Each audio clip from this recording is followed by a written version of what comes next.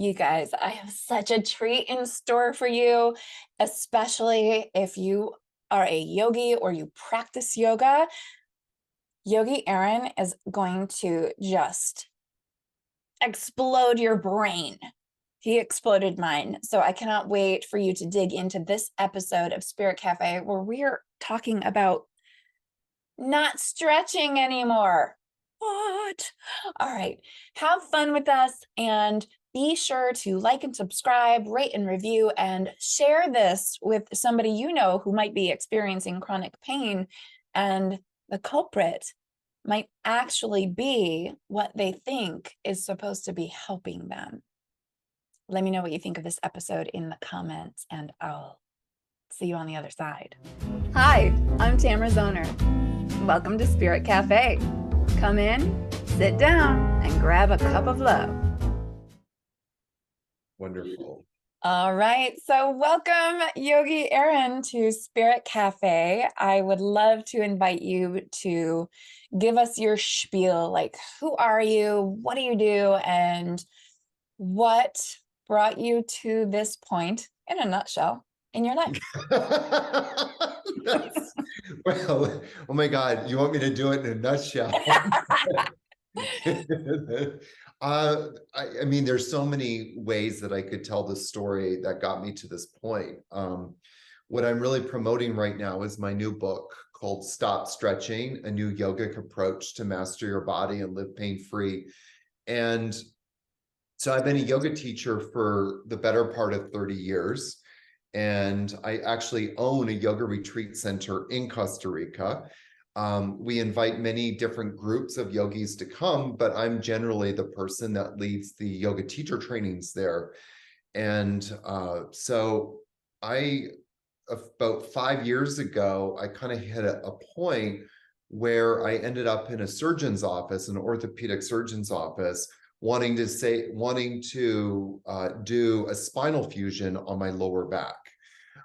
Not a small procedure. I have a friend that had a spinal fusion. It took him, and this is a person who's very active, very healthy, still took him the better part of a year and a half to heal from it. Wow. So it's a very serious surgery, a very serious and intense recovery time. And a lot of people actually don't really recover well from it, for various reasons. But really what got me to that point was all of the stretching that I was doing. So when I got into yoga, when I was 18 years old, I was very athletic and my body started tightening up. And so I was like, well, how can I stretch? Because I really need a lot of structure. I'm the kind of person that needs structure. So I thought going to a yoga class will be great. And obviously I liked it so much that I started to become a yoga teacher and open up a yoga retreat center. But when I talk about yoga back then, I'm really talking about stretching. It would take about another decade for me to really understand the power and the potential of what yoga can offer. But back then, for me, it was about stretching. And very quickly, when I started doing yoga, I injured myself.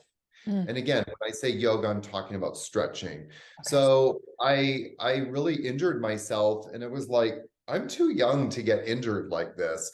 But it would take me about 25 years to figure out that it was the stretching that was causing the majority of my problems. And so that kind of led me down this path of like, well, what is stretching biomechanically doing to us? What is the science behind it? And then what should we be doing instead? And so part of my dedication or my journey right now is a few things. One is like having conversations. So I'm very grateful for you to have me on and having this conversation. And then secondly is to begin helping people live pain-free. Doing the work that I've been doing, I would say that a majority of the aches and pains and sometimes debilitating chronic pain that we experience doesn't have to be like that. That a lot of that pain is the result of the body not working properly. Let me rephrase that, the muscular system not working properly. Okay. And so when we look at what muscles do two things. One, they move bones. So, you and I are both sitting right now. If we want to stand up, we need muscles to move our skeletal system to stand up. So that's the first thing. And then second thing is muscles hold joints together. And that there are answers available to you to help you move on from it. Okay. So now I'm There was a lot there. I'm yeah, sorry. so much. That's okay. And now I'm really curious because so I've also been doing yoga since I was around 18 or 20. Yeah. And it started, funnily enough, with Jane Fonda because my mom did all her, workouts, aerobic workouts. And then I was like, well, this isn't really my jam. But then she came out with a yoga one. And so I tried it and I fell in love with yoga and I never stopped. I didn't go Yes. be a teacher, but I've utilized yoga in my life for a lot of years now, because that was a long time ago. We're not going to say how long. We're not going to say how long, a lot of years. And so part of it, like you're talking about stretching actually potentially being damaging. And for Yes. me, I use yoga for multiple reasons. One, it's my meditation. It's the way that I can actually get into my body and put all my attention Yes. on one thing. And then I also use it for stretching though. So if I don't have time in the morning to do a full workout, I will do just a sun salutation or a quick warrior flow, just to move my body and open back up, because I sleep curled up in a little tight ball, right? So tell me more about why I feel sort of like stretching's the bad guy here. Yeah, I mean, there's a few things I want to just address. So I love that you brought up Jane Fonda, because part of my mission is to kind of flip the script in yoga in terms of how stretching and flexibility have kind of hijacked the word yoga. Mhm. And so when you tell people like, oh, I do yoga, they immediately go, oh, they stretch a lot to become more flexible. And that's why they look so good. If you ask people why you should stretch, it's usually to either become more healthy or to look younger, which is kind of interesting. And I blame, in a loving way, because I actually love her so much. I love Jane Fonda, but blame her for this problem, because if you ask most straight men, or even any kind of men, oh, you should do yoga, they immediately conjure this image of skinny women, usually white, Mhm. in a tight leotard and leg warmers, aka Jane Right? Fonda. It's either And Jane so, Fonda or Richard Simmons.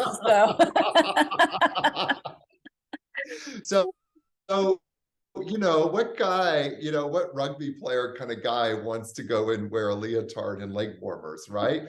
So we have to kind of like flip the script. And yoga has many different facets. And I love that you mentioned that, because there is the meditative aspect of yoga.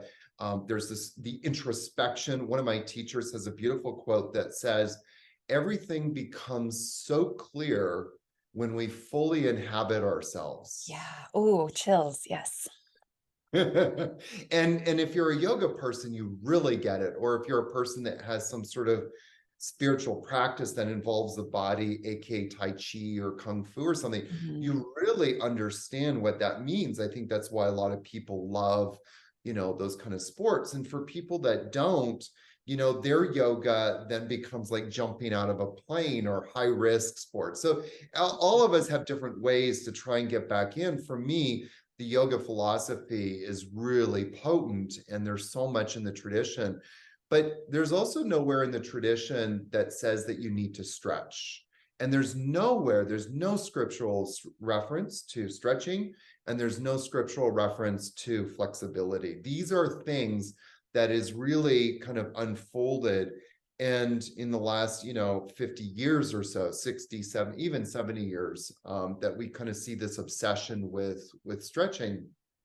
But why stretching is not good is because, so this is getting a little biomechanical, but you can imagine that there's a telephone line between your brain and your muscles, okay? And if the telephone line is healthy, maintained well, there's good communication. So if you're going to, like, say, for example, you're out shopping and you're kind of bending over to pick up some groceries, your muscles are saying, hey, we should contract. And then the central nervous system or the brain is saying, hey, contract. So this is all happening at lightning, even faster than lightning speed, like less than a nanosecond, this communication should be happening. But have you ever bent over and, like, even just a little bit, like maybe even in the morning, over your bathroom sink, and just felt like, oh my God, my body feels so old. And you kind of like grab the counter to Yes. stabilize yourself because you're afraid of hurting yourself. So Right. now you're compensating, but by aka using your hands. And part of the reason for that is because your brain isn't communicating with your muscles. That communication system between the brain and the muscles is not working. The brain is not able to tell the muscles, hey, you guys need to contract, because that communication system has been, for lack of better words, compromised or damaged over time, which is normal, due to stress, trauma, and overuse as we get older. Now, with some people, that damage is even more extreme. And that's why sometimes we see people that are 45 years old with, severe chronic pain. Mhm. But what stretching does is it worsens that communication system. So there's a term which people might have heard, but they don't really understand, called proprioception. Proprioception means that your brain has awareness, like at an unconscious level, by the way. This is unconscious. So Okay. the brain knows where the muscles are. And so when you stretch that muscle, the brain no longer knows where that muscle is in space. And we can test this like very consistently. Like, for example, if I tested a muscle, let's just say the psoas, which is one of your hip flexors. If I got your psoas strong and tested it and it tested strong, if you went into a pose, one of people's favorite yoga poses in yoga is child's pose. Mhm. And so if you dropped into child's pose for 30 seconds, and then I came back and tested the psoas, it would test weak.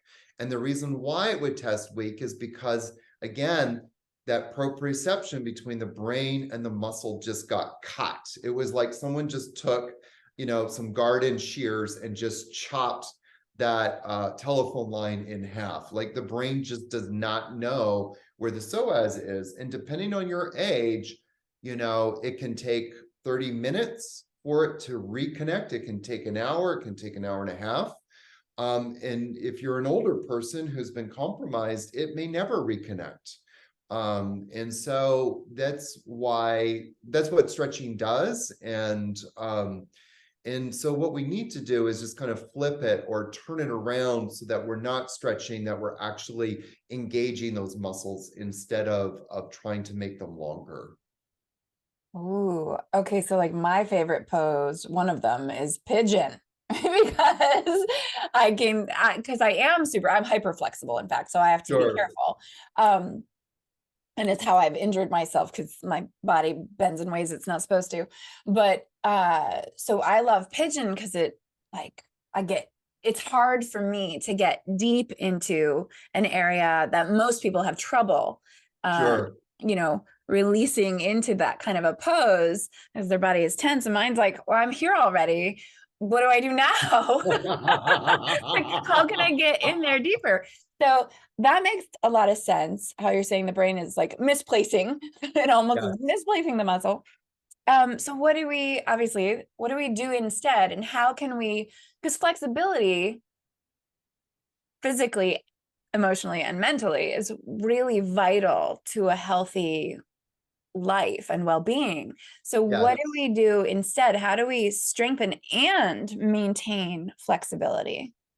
So the word, so just so that you know, like one of the things I really endeavored to do is eliminate the word flexibility from my vocabulary, because I just don't find it useful. And it really, and you know, I can see you kind of struggling right now because you're like, You're blowing my mind. I'm like, but everything I know about yoga, you're telling me I'm wrong.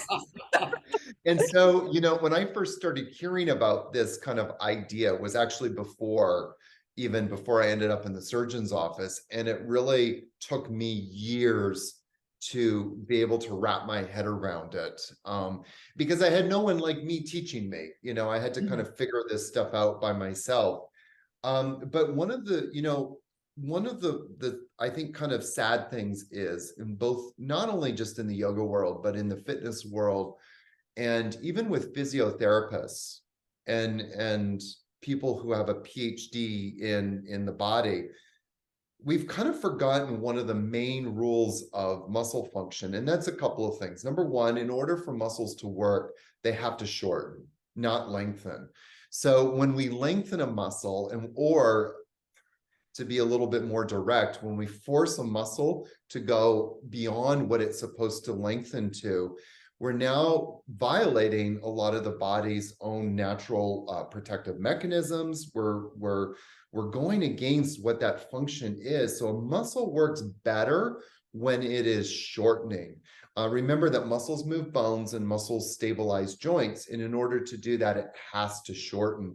So with me, like, for example, in my back issues, like when I started having back issues, and I would tell yoga teachers when I was coming into their class, like, hey, I have back issues. I really have to be careful and I can't do back bending. And this was, by the way, a story that I fed myself. Okay. For the record, I should have been doing more back bending, but nobody ever taught me that because nobody understood what muscles are supposed to do and how they're supposed to work. What I should have also been told is, like, my back is hurting because my hip flexors and my trunk flexors are like when you fold forward, Mhm. those are the muscles that are shortening, that they were never working properly. So what I should have been doing was strengthening or activating is a better word, my hip flexors and my trunk flexors, and then my back pain would have disappeared. So that's one thing. But yeah, coming back to this idea that most people have forgotten some of the basic tenets of what muscle function is. So with every muscle, there's always an opposite muscle. So the biomechanical term is agonist and antagonist. Okay. When we get one muscle working properly, the other muscle will just start to lengthen naturally. So we look at the hamstrings, like one of the biggest complaints that people always have is tight hamstrings. Right. Well, we don't actually look at, like, one of the number one culprits is the fact that we sit so much. So we're over shortening whenever we sit for long periods of time. Our quads, for, you know, just to kind of like sum it up, our quads and our hip flexors just are being forced to shorten beyond what their capacity is. What's going to happen as a biomechanical response is the hamstrings will just tighten up. So our body tightens up as kind of like a response, a protective response when it senses instability. So like when you, like a good example of that is if you walk on ice, you know, what happens? You tighten up. If Yeah. somebody pops out of the corner and scares you, what does your body do? It tightens up. So we tighten up as a natural protective mechanism. So when a specific muscle is tight, it's always a sign of muscle weakness. And there's a weakness in that system that is causing the body to tighten up that muscle. So for like the hamstrings are always tightening up because the quads and or the hip flexors are not contracting properly. And so the body goes, okay, we sense instability, so we're going to just tell whatever muscle we can tell to tighten up. And in this case is the hamstrings. So what we want to do is like start to ask the questions. Well, if I've got tightness, like right here, I'm pointing like right now, sort Mhm. of where the pecs meet the shoulder, Yeah. there's a tightness here. The wrong thing to do from an AYAMA perspective, and a biomechanical perspective, is to try and open up the shoulder girdle, which by the way, doesn't make any biomechanical sense. And so the wrong thing would be to do is to stretch it. The correct thing would be to do is go, okay, this is the pecs, it's coming into my anterior delt.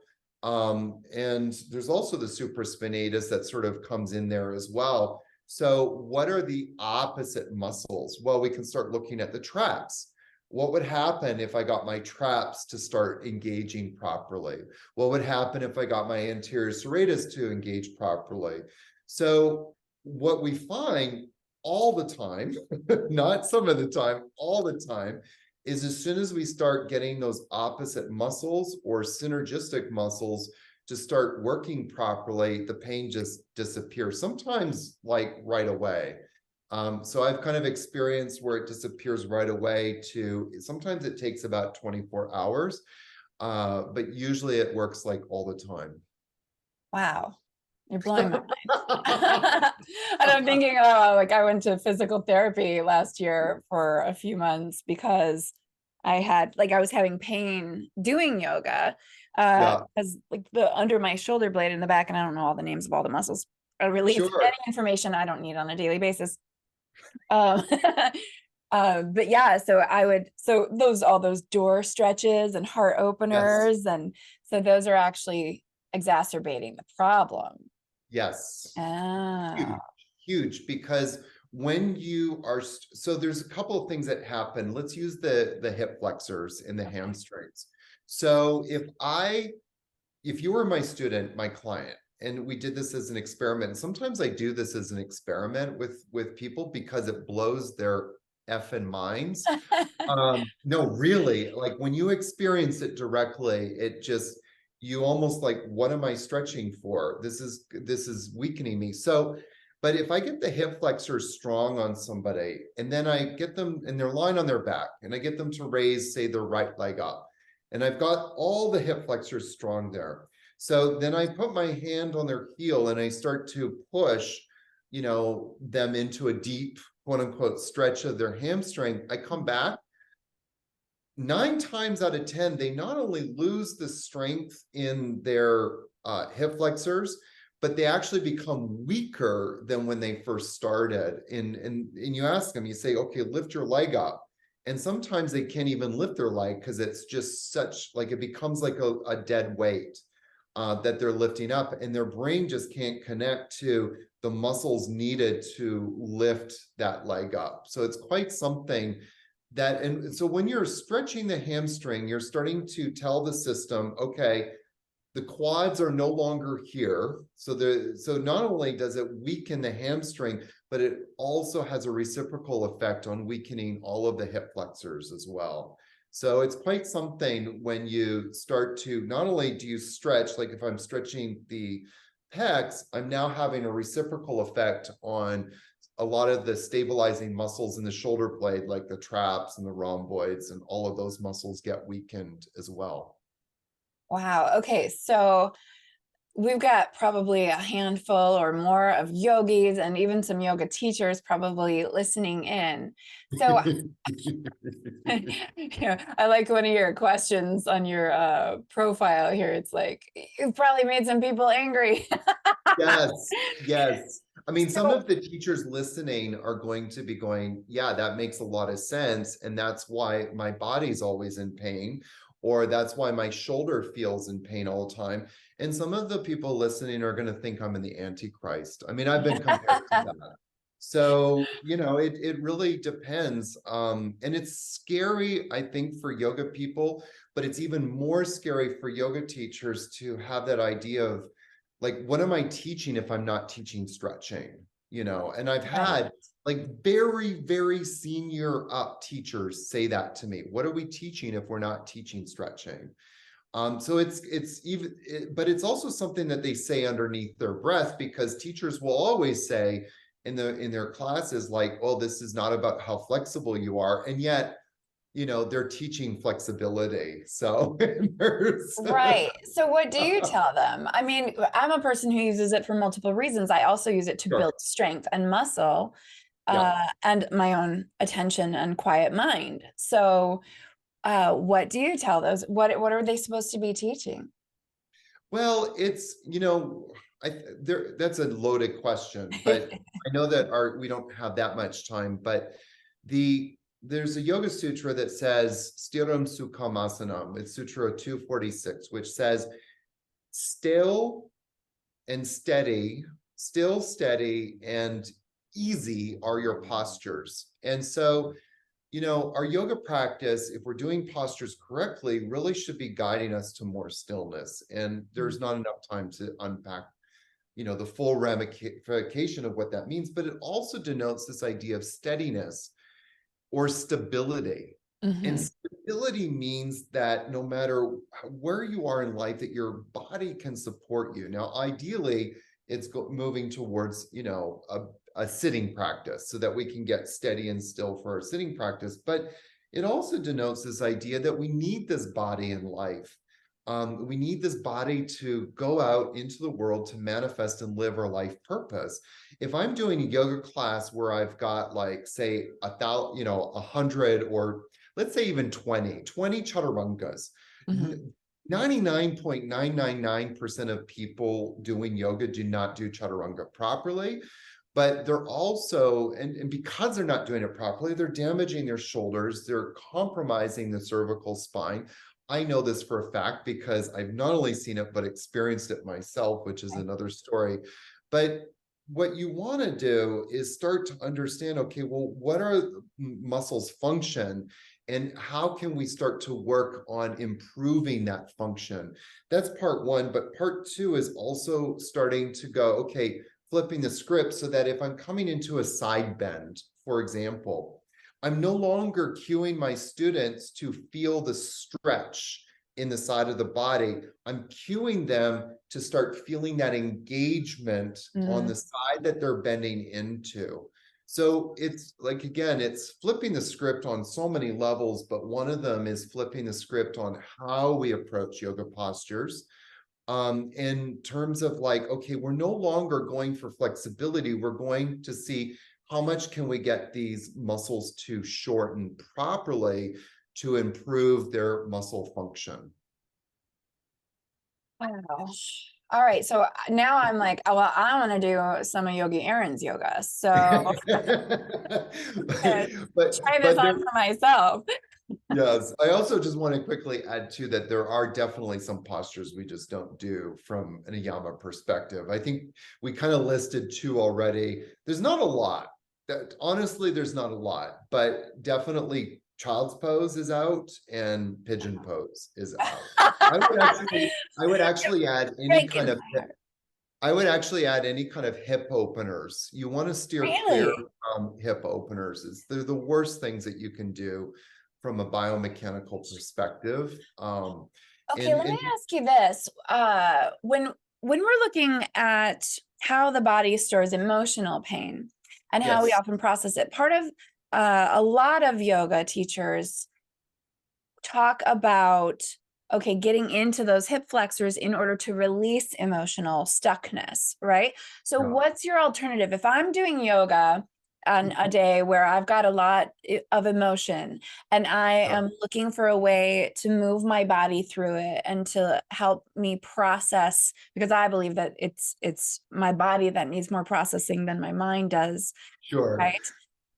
So what is a better alternative for me, to release the like anger gets stored in the hip area, right? So if I'm really angry, like if I'm talking to my ex, right? Or my kids are telling me about something that happened at his house, then what's a recommendation that you would make for how to then get into those deeply emotional areas and release and process that way through my body without those deep stretches then? Oh Lord, you asked me a loaded question, and some of it would like require, I think, just kind of like looking at things from a different perspective. So I want to just kind of honor and respect your perspective and try and answer this in a skillful way by saying, let me kind of ask this kind of question. Is it the you stretching your hip flexors that is helping, or is it going back to something that you profoundly said earlier, which is by doing the physical practice, I'm pulling my attention inward. And so it comes back to that quote from my teacher, everything becomes so clear when we fully inhabit yourself. So is it that physiological practice of you fully inhabiting yourself and, through, if you want to say, the asana and breathing, or is it really the hip, quote unquote, openers? I would argue that it's you just fully inhabiting yourself, and that quote unquote release. So this is another kind of like, this could go off in a whole other tangent, but is the practice like, because so many people say, oh my God, I feel like I've just had a spiritual high, but a lot of people equate spiritual highs to a physiological rush of endorphins, and a parasympathetic release, which is not a spiritual high. Right. What is a spiritual high? That's another conversation, which I get into my podcast actually. Okay. But it's more like an endorphin rush, like, and you do definitely feel like that. Like, I remember when I was doing Ashtanga yoga and the teacher would come up and force my feet behind my head or into some amazing pretzel pose. There was like a huge rush. And that rush is like addictive. I mean, I constantly get students saying to me, like, I know you're probably not adjusting students, but can you just adjust me and force me into a pose? Oh, dang. And because they're craving that rush. So that release, I kind of question, is that release like an endorphin rush, or is it like, your ability to fully inhabit yourself? And so if that's the case, then I would say, like, using the AYAMA methodology, which, by the way, doesn't look very different from a regular yoga class. It's just, again, flipping a script. Okay. Then you're definitely going to get even more results, because not only are you going to get rid of all of that kind of those emotions, if you will, but you're also going to come out feeling more centered, more at peace, more still. And you're also going to physiologically feel like you've got a strong body. I actually love that response so much, because for me personally, I never feel an emotional release when I do the big hip things. And I'm always like, well, why not? Why don't I get it? How come this person's like sobbing their eyes out? And I'm like, what's the story here? Yeah. But it is for me, and I know that yoga and any form of exercise or meditation that we take on is a deeply personal experience. And for me, Sure. it is about inhabiting my body and inhabiting my wholeness. And so, yeah, I love that answer. Inhabiting your wholeness. I love Yeah, that. thank you. Because that's what it's for. And that's why I use yoga. Like, I can ride my bike and that's great. And I feel strong after, I use these particular exercises because I've had several knee surgeries and I don't have cartilage in my left. Yes. So, it's low impact for me, but while I'm still working my body, right? I want to be strong. I want to be that 100-year-old still doing yoga, right? Absolutely. So, Absolutely. And so I love this. And I also love what you're saying about the perspective shift, because in my work, it's about happiness, but it's about what are you putting your attention on, because you're going to get more of it, no matter if it's what you want or what you don't. And so if I'm putting my attention on stretching because I have pain, well, I'm still having my attention on my pain. But if I'm putting my attention on the yoga flow or whatever it is to strengthen my being, right, then I get a stronger being, body and soul. So this is a fun approach. I'm digging it. And I want to know now, where do we find you? Where do we listen to your podcast? How do we do a class with you if we're not lucky enough to live in Costa Rica? Well, where do we find your book, of course? I have been dedicating myself, as I mentioned earlier, to just kind of creating conversations, but also giving people the tools to begin at least tasting this. Ultimately, you know, if everybody on the world could come to Costa Rica and take my training, I think I would be too busy, but but it's not feasible for a lot of people. So right now, there's a few programs I've got in the works that's going to make it more accessible. But right now, people go to my website, yogiaaron.com. There's like some freebies. There's a ton of freebies.